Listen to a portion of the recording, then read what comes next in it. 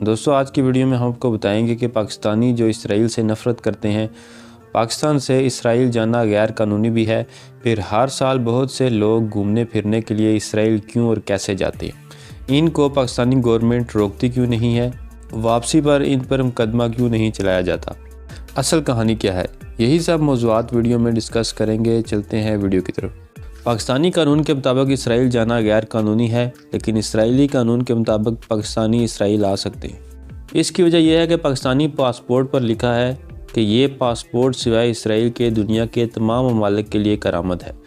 پاکستان نے ابھی تک اسرائیل کو ایک ملک کے طور پر تسلیم نہیں کیا ہے، اسی لیے پاکستان کے اسرائیل کے ساتھ سفارتی تعلقات نہیں ہیں۔ مسلمانوں کا پہلا قبلہ مسجد اقصی یا القدس اسرائیل کے شہر یروشلم کے اندر واقع ہے، اور یہاں جانا اور نماز پڑھنا ہر مسلمان کی دلی خواہش ہے۔ اسی خواہش کو عملی جامہ پہنانے کے لیے ہر سال سینکڑوں پاکستانی اسرائیل آتے ہیں۔ آپ حیران ہوں گے کہ جب پاکستانی قانون کے مطابق پاکستانی پاسپورٹ پر اسرائیل جانا ہی غیر قانونی ہے، تو پھر ایسی صورت میں پاکستانی لا انفورسمنٹ کے ادارے ایسے لوگوں کو واپسی پر گرفتار کیوں نہیں کرتے؟ اس کی وجہ یہ ہے کہ لوگ اسرائیل جانے کے لیے پاکستانی پاسپورٹ کی فوٹو کاپی ضرور دیتے ہیں، لیکن ویزا لینے کے لیے عارضی سفری دستاویزات کا استعمال کرتے ہیں۔ اسرائیل کا ویزا، دخول اور خروج کی مہر، سب کچھ اسی دستاویز پر لگتے ہیں۔ سارے سفر کے دوران سیاحوں کو اپنے پاس یہ سفری دستاویز رکھنی پڑتی ہے۔ اسرائیل جانے کے لیے پاکستانی دو راستے اختیار کرتے ہیں، ایک زمینی اور دوسرا فضائی۔ پاکستان کے چونکہ اسرائیل سے سفارتی تعلقات نہیں ہیں، اس لیے اسلام آباد میں اسرائیل کا سفارت خانہ موجود نہیں ہے۔ اسرائیل کا ویزا لینے کے لیے پاکستانی سیاحوں کو عمان، آذربائیجان، کینیا، میانمار یا نیپال میں سے کسی ایک ملک میں ویزا درخواست دینے کے لیے جانا ہوتا ہے۔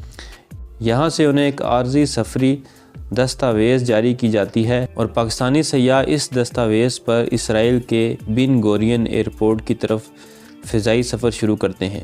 واپسی پر دوبارہ انہی ممالک کی طرف جاتے ہیں اور پاکستان واپسی کا سفر شروع کر دیتے ہیں۔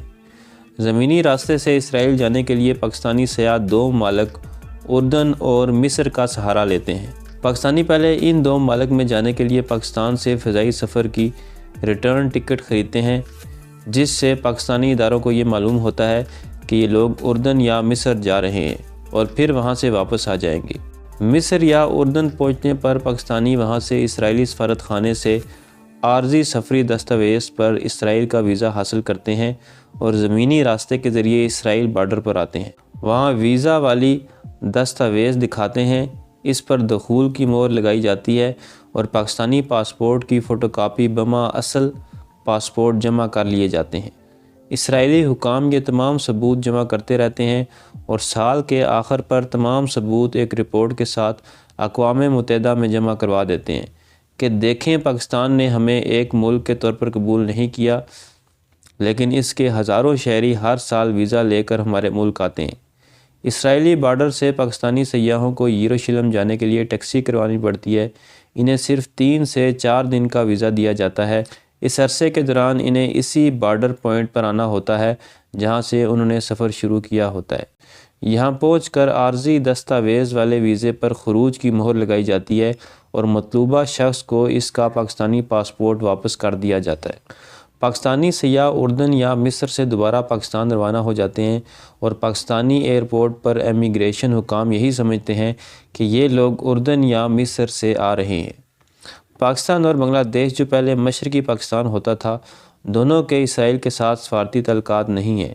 دونوں ممالک کی حکومتیں اور افواج یہ چاہتی ہیں کہ اسرائیل سے سفارتی تعلقات اختیار کر لیں، لیکن اپنے عوامی جذبات اور سعودی عرب کے پریشر کی وجہ سے ایسا کرنے سے قاصر ہیں۔ حالانکہ اسرائیل کے ہمسایہ مسلم ممالک ترکی، مصر اور اردن نے اسرائیل کے ساتھ سفارتی تعلقات استوار کیے ہوئے ہیں۔ 2005 میں پاکستانی وزیر خارجہ خورشید محمود قصوری اور اسرائیلی وزیر خارجہ استنبول میں ترکی کے تعاون سے باہمی مذاکرات کر چکے ہیں۔ ترکی کی خواہش ہے کہ پاکستان اسرائیل کے ساتھ سفارتی تعلقات استوار کر لے۔ پاکستانی گزشتہ کئی دہائیوں سے سیر و سیاحت اور مذہبی بنیادوں پر اسرائیل آتے رہے ہیں، لیکن اب پاکستانی کاروباری شخصیات کاروبار کے لیے اور IT ایکسپرٹ جابز کے لیے بھی اسرائیل آ جا رہے ہیں۔ اسرائیل اور عربوں میں علاقائی تنازع ہے، لیکن ان سب کے باوجود جن ممالک کے ساتھ ان کا تنازع ہے انہوں نے اسرائیل سے اپنے سفارتی تعلقات بھی استوار کیے ہوئے ہیں۔